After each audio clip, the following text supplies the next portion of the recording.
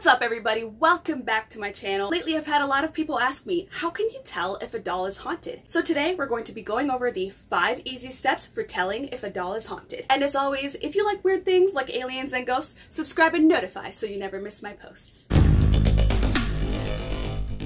Step 1. Take note of your environment. When you first walk into the store, especially if it's a secondhand store, take note of the environment and how it's making you feel.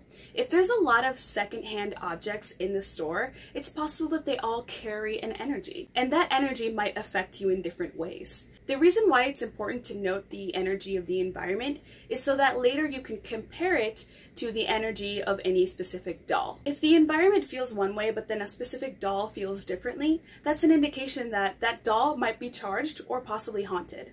Step 2 is to notice the appearance. When you pick up your first doll that you're analyzing, notice its physical appearance. How does it look and how does that make you feel? Dolls that have a certain emotion on their face are likely to accumulate that emotion over and over again throughout time and have that emotion embedded into them. A doll that looks very happy and that is also very well taken care of is likely to carry a more positive energy. But a doll whose face is sad and who maybe looks like it was neglected may have possibly embedded that sadness into it and be charged with that negative emotion.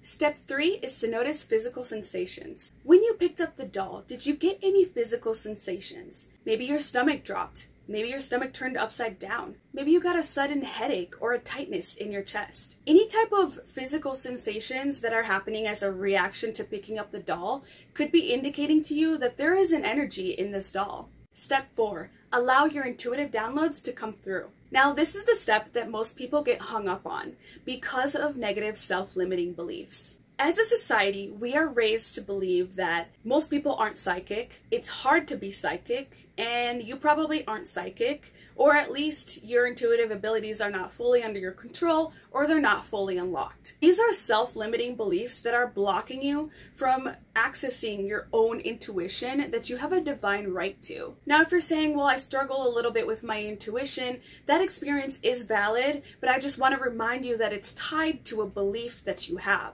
and that your beliefs create your reality. The thing is you're receiving intuitive downloads every day. But most people, when they get an intuitive hit, they immediately dismiss it because they believe that they're not psychic or that they're not intuitive or empathic or whatever. So step 4 is all about removing judgment, removing negative beliefs, and allowing your thoughts to come through. Maybe when you pick up the doll, you get flashes of memories that aren't really your own. Or maybe a specific name is popping into your head and you don't know why. Maybe you're suddenly feeling an intense feeling of sadness or anger. All of these are valid intuitive hits, and it's worth taking note of. Step 5 is using paranormal equipment. Take the doll home and use all the paranormal equipment you have to test the doll to see if it's actually haunted. I personally love using the spirit box because this way I can ask open-ended questions and get very specific answers. If at the store I got a name that popped into my head, I like to ask the doll over and over again what its name is so that I can validate or debunk that intuitive hit.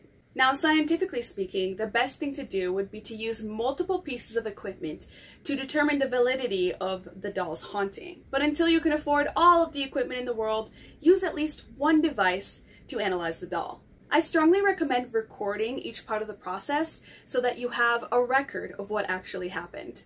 Well, that's it. Those are the 5 easy steps. I hope you find this helpful, and I would love to hear about how you went out and found your own haunted doll. If you enjoyed this video, give it a like, share, and subscribe. Don't forget to check out my merch, and until next time, happy haunting!